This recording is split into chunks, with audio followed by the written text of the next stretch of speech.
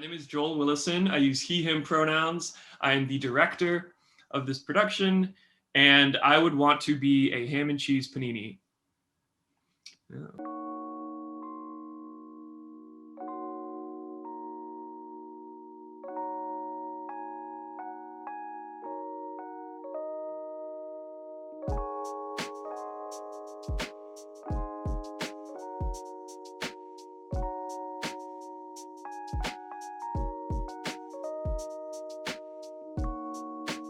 Hey Joel. Hi. Thanks so much for talking with Patrick today. We're going to ask you some questions. Some will be kind of random. Are you down? I'm very down. Let's go.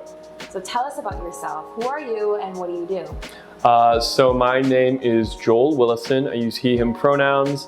And I am the artistic director for a theater company based in Chicago, physically based in Chicago, but we are virtually online. So we are a theater company that is based online and through virtual reality. So the whole goal of our theater company is to find a space where the audience and the stage can come together in a way that's safe for COVID, and also post-COVID, we'll be able to break down some gates and create some accessibility for theater in ways that we haven't seen yet.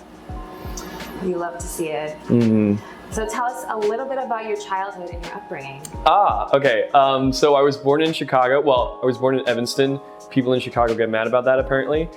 So I was born in Evanston, but when I was 6, I moved to Kenya. When I was 7, I moved to Uganda, and I grew up there until I graduated high school. My parents now live in Shanghai, so my family is a bit all over, but now Chicago is my home ever since graduating college. So I've been here for about a year now. Wow. That's a lot of traveling. Yep. Wow. Yeah, it's been a lot of moving around. So what sparked your interest in theater? I love storytelling, and I'm the youngest of 5. So growing up, I always watched my siblings go through stuff and go through different programs and everything, and my sister did theater. And I loved watching her tell stories through theater, and I wanted to give that a shot. So through high school, I tried theater. I had a lot of fun with it. And then going into college, I didn't know if I was going to be a writer, do something in theater. Originally I wanted to be an actor or do something in medicine. I wanted to be a doctor as well. And then as college kept going, I realized I really love the idea of theater and what it does for the community and how it can draw everybody together. And I love that idea of what theater can do. It can make people hate the play or love the play, but people are talking to each other and bouncing ideas off of each other. And so that's what really drew me to theater, and any sort of media that draws everyone together into one room. Definitely. So Pocket Theater recognizes that theater is inherently racist and is working to combat that. Tell us about your mission and how you want to achieve that. So theater is built off of saying yes to a lot of stuff for free. I was actually talking with a friend who has been in Chicago theater for a long time, and we said like, oh, we are committed to paying everybody that we work with. And he said, oh, that's going to be very hard because Chicago is based off of doing stuff for free. And even though that is the history of Chicago and the history of theater in many ways, we don't want to fall into that narrative because as people trying to find this as a career, it's very hard to do stuff for free, and it definitely sets a lot of gates and a lot of boundaries for who is able to do this work and who is able to keep going through this work as and that's a privilege that we don't really want to entertain. So that's something that we as a theater company, we're saying we're not going to fall into that category. We're going to try and open these doors and open up our accessibility to as many people as possible. And so one of the ways we're doing that is through VR. All of our shows are free. We're still figuring out how to actually gain a profit from this. So we might move to a donation system, but we're never going to ask people to pay for our shows technically, because we don't agree with that idea of like, just because you have more money, you'll be able to see our content. Yeah. Also with our theater company being online, if you have internet, you have a seat in our theater company. So we really like that idea of the accessibility. Growing up overseas, I didn't get to watch a lot of theater shows or plays or anything. I had no idea what the Tonys were. And so when I came into theater in America and I started doing internships and stuff, and everyone was like, oh, have you seen this Broadway show? Have you seen this Broadway show? It was huge for my imposter syndrome. I just felt completely out of place. Also, I'm a POC, I'm Chinese American, so that also made me feel pretty uncomfortable. But just creating access so that potentially in the future, using what we're working with, people in Africa or people overseas, I'm saying Africa just because I grew up in Africa, but people overseas can watch any play anywhere as long as it's online, which I think is beautiful and will help combat this idea of the imposter syndrome that's in theater, but also anyone can have imposter syndrome. Yeah, definitely. So did you have this idea for Pocket Theater VR in the works before COVID, or was this company born pivoting during quarantine? So this was definitely an idea built out of COVID. I was working on my honors project. I was going to direct Death of a Salesman, and my whole family was gonna fly in and actually watch the play together, and like it was more important than my graduation. I was like, don't come to my graduation, come to this play, I really want you to see it. Wow. And COVID happened and it didn't happen. Devastating. It was very devastating, it was very sad, and I wanted to find a way for everyone to be able to still experience the play while not physically being there. And so I started to think about like, well, what's the internet's eyes? Like, how can we integrate this into theater? And then I realized every phone is technically a proscenium arch. How can we use that for theater? And then it slowly morphed into VR, and what can virtual reality do for theater and open those doors. You're very smart, very clever. Okay. I think it was a solution that someone is going to find out, and I'm sure that other people are working on this, but I'm happy that we're one of the first through the door. No, yeah, I'm just saying, like, you know, I feel like a lot of people would just be like, oh, well, this thing didn't happen, I'm gonna give up, you know, but you're just like, well, how can I solve this problem? How can I like maneuver my way so like I can still work on this goal that I have, you know? Yeah. That's like, I think that's like a true, like, it's a testament to a true artist, you know? Thanks. Well, it's also because a friend of mine who helped start the company, I was talking to her, and like I just kept coming up, like talking to her about this idea until she got really mad, and she was like, Joel, we're young enough where we can just do this, and if it doesn't work, it's okay. Yeah. So it's like, all right, let's do this. And also with COVID and what theater is doing in COVID, there's a lot of different solutions that people are working on, and we thought that this had a right to be at the table. For sure. So what have been your biggest challenges with Pocket Theater so far? So one of the biggest issues for us is sort of, it's a lot hard to lead instead of follow. And we're still figuring out what we're trying to do together. As a theater company, we're all very young in our career, and also kind of figuring out what our idea of theater is, especially virtual reality theater. There's a lot of classical theater makers that we've told this idea to, and they've kind of had their doubts, understandably. And so it's hard sometimes to not let that doubt creep into you. And still have faith in the idea and still have faith in the dream. But it's been a lot of fun working with our team and sort of bouncing ideas off of like, oh, well, what if we tried this? What if we tried that? So the shortcomings of what we are doing is sort of what's making it so much fun as well. So what has been your most memorable accomplishment with the company so far? Probably the most memorable accomplishment would be the first show that we put up was called Eye Contact. It's not really a good show. I wrote it. It's not really well written. But I'm really proud of it just because it was the first idea. It was the first time that I had someone in the room being able to be like, hey, this is how we're going to use the camera. This is how we're going to treat the audience. And so that was a really proud accomplishment of I was very proud of that because of like, my idea had been manifested. But then moving on, the most recent production that we've done called Her Choice, which you acted in actually. I did. I think that play or that production is the most undiluted version of what my idea was, of someone being in a room, being able to talk to the camera one-on-one and treat the audience as if they're there, and you did it very well. And so it was really fun to watch and actually like sit down and turn my head and actually like watch Francesca act and see that. So that's one of my proudest achievements for Pocket Theater. So what's been your favorite production that you guys have done so far? Favorite production so far would probably be Guilt and Reverence. The reason being is that was the first time where we had like multiple people in a room after like basically a drought of theater, it was really weird to be doing warm-ups and to be leading, blocking, and like to get used to those muscles, because I'm still pretty new to directing and I'm pretty new to theater as well. So like still like trying out ideas and bouncing ideas off of everybody. Also, it was weird to do it again just because it's this social muscle that I haven't worked on in over a year. So it was afterwards, I was mentally really tired. I don't know if you were as well. I was, yeah. Yeah, because it felt like when you're late at night and you're drinking, like when you're gulping down cold water and it's wonderful and then it just becomes too much.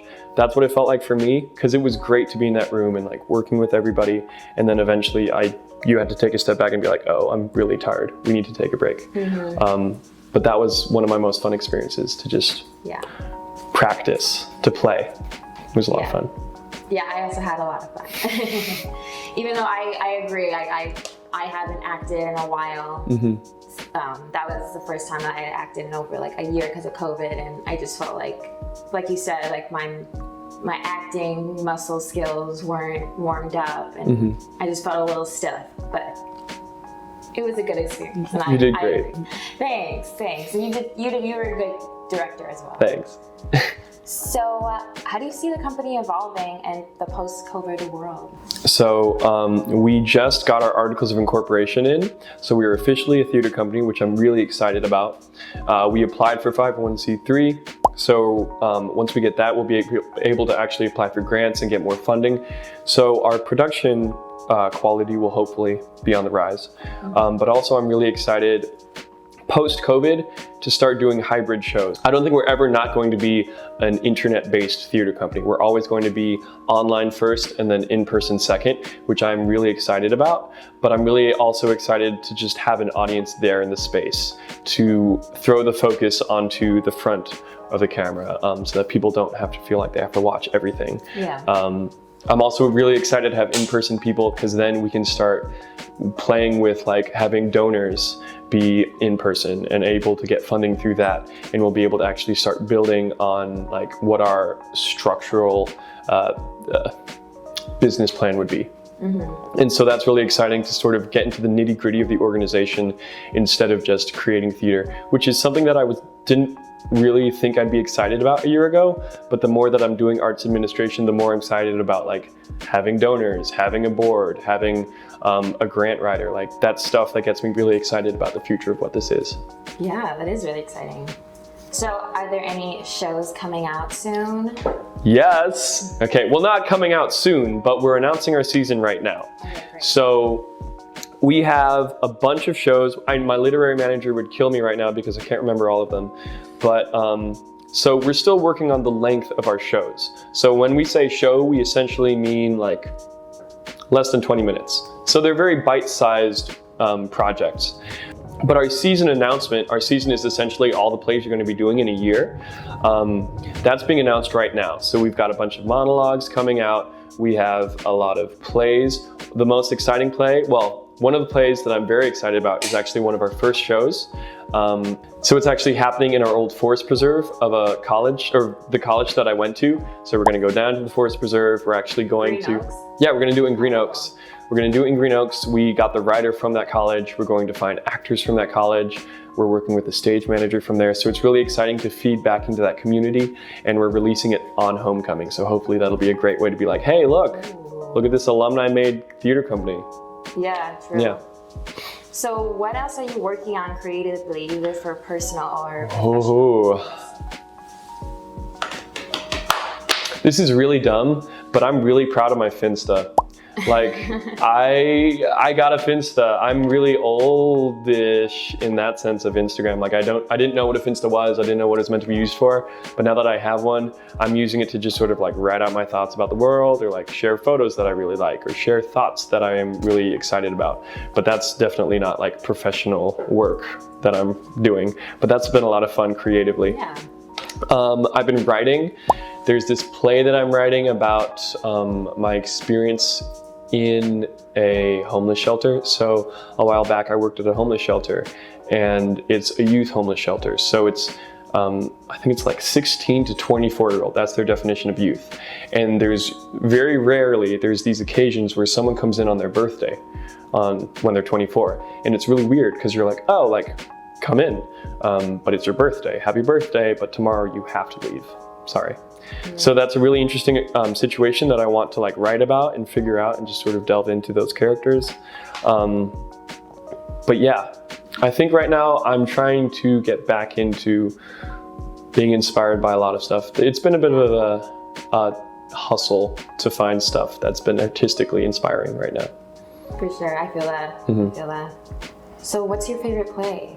Oof, my favorite play is called Fairview, and it is really good. I don't want to spoil it, but you're going to be expected to move around a lot, and it's going to ask a lot out of you. I'll give a brief synopsis. So it starts off with a normal African-American family getting ready for their grandmother's birthday dinner. That's the first act. The second act is exactly the first act, but with a voiceover of just a bunch of people saying, hey, if you wanted to be a different race, what race would you be? It's a very bad question, and it's filled with so many like holes that you're gonna go down. But as the characters talk about it, it starts affecting the play, and suddenly like the narrators are actually in the play, and then they're starting to talk to the audience, and it's just a whole experience, which is really fun, and I highly suggest anyone to go watch it because you're going to learn a lot about yourself. Yeah, I read it like just like the book, the script, and it was really interesting, but I'm just so curious as to like how it would be in real life. Have you seen it? Yeah, it's beautiful in real life. Where did you see it? I saw it in England. Holy shit. Yeah. So, okay, so essentially at the end of the play, they ask something of the audience, and I saw it twice. The first time, it was very interesting to see who would get up and do something and who wouldn't. Some people got angry, some people cried, some people left. This is very weird since you're not understanding what I'm talking about, but you should watch the play. The second time, it was even weirder because every audience is different. And that's what I love about the play, is it's sort of demanding something from the audience, and that's the kind of theater that I want to create. Yeah, that is really interesting. Who's your favorite playwright? Francesca Farrell. If you're watching this, you're awesome. Francesca is our age. She's an up-and-coming / here playwright, and she's really good. She's writing a lot of plays about the Haitian experience and like the African-American experience, or the Black experience, and she's just wonderful. Her plays are like poetry. Every time you read them, you can kind of pick up on the cadence of like what's happening, and it's just really good writing. She's a really good playwright. Did she write a play for Pocket Theater? She did. She wrote Tiles. Okay, it's a very good play. Right. And she had a bunch of stuff released online. So definitely look her up. I will. At Francesca Farrell. Okay. PH Francesca. Yeah. Got it. So what calls you to directing? That's a weird question because I don't necessarily know if I am a director. I think I'm usually the one to do something when there's something wrong, and I think that generally leads to being a director. The director as a role is pretty patriarchal. Like there's usually a lot of men as directors, and so as a director I've always kind of felt weird about being a director and like my style of directing. So I don't know if I'm actually a good director, but I'd like to think I am. I love stories and how they connect everybody, and I love stories that are rewatchable. So I loved learning about like hidden features in a film, of like Easter eggs and all that stuff. And so there was one play at Knox, our old college, where I had about like 2 months too much on this play. So by the end, I had like everything was a little detail that like meant something to me or meant something to the play. It became a joke for the cast so that they were like, oh, everything's a metaphor. And I was like, yeah, everything's a metaphor. Was that healthy? No, I don't think so. But I love directing that kind of work where like it can mean something different for everybody and it still means something special to me. And so that's what drew me to directing, because I love directing. I hate acting. I started as an actor, and then I realized I was really bad at it. Do you have a philosophy on directing? Is there a certain way you like to direct your plays, or if is it different for each play? I heard someone else say this, and I'm gonna just copy it. I'm sorry that I can't remember who said it. But they said make sure you're the dumbest in the room, and I really like that. So I think that's my philosophy on directing. Make sure that you're surrounded by a creative team that you trust to tell ideas, and you trust opening yourself up and being like, hey, what do you think about this? And they'll be able to trust you enough to give a proper response and say like, oh, this part's good, this part's bad. Also with acting, make sure that you're surrounded by people that you trust and that you think are really smart and that you respect. And then it will always be a good project. 100%. So if you could learn any language in the world, what would it be? Mandarin. I really like Mandarin. It's kind of a 3D language in a sense, because you have to learn the words, the text, like how to write it, and then you have to learn the tones. Mandarin is very tonally interesting. So you could say the same word, but if you change the tone, it could mean something completely different. Wow. So I would love to learn Mandarin. It's very hard. I tried. Yeah. So bad. So bad at it. What film could you watch over and over and over again and not be bored?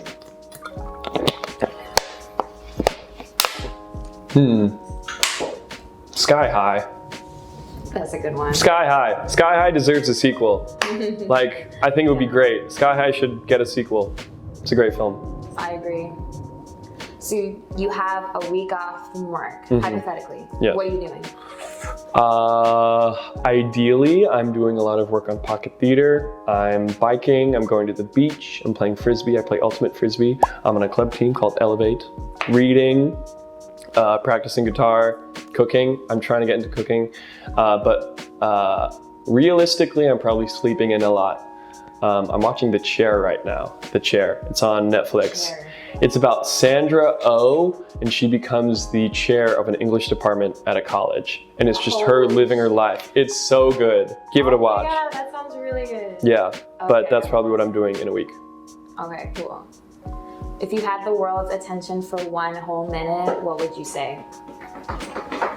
1 whole minute, that's a long time. 60 seconds. Tell people to take a breath. I think a lot of situations can be solved by everybody just kind of stepping back and taking a breath for a second. I think our world is getting really affected by empathy right now. So I would talk about that, I think. I don't know what I'd say, but like the ability to, you know, care about the other person enough for you personally to get vaccinated, even if you're not the one being hurt, to care about what's happening in Kabul, even though you're not technically there, like in China. There's just a lot of bad stuff happening, and even though it's not physically or mentally hurting you at that point, doesn't mean that it doesn't matter. And that's, people just need to learn how to empathize with that and realize that we're all in this together, we're all in the same boat. If you could have dinner with anyone, dead or alive, who would it be? Oof, I love Stanley Tucci. I know it wouldn't be like the most interesting conversation. Well, no, it would. Stanley Tucci's awesome. Dead or alive? I want to have dinner with, yeah, I think I'm gonna stick with Stanley Tucci because I can't think of anybody else. Maybe, I can't think. I know there's some really good answers out there, but I can't. Oh, Paul Rudd. I think Paul Rudd's a really interesting person who's like really nice. Yeah, I'd want to talk to Paul Rudd.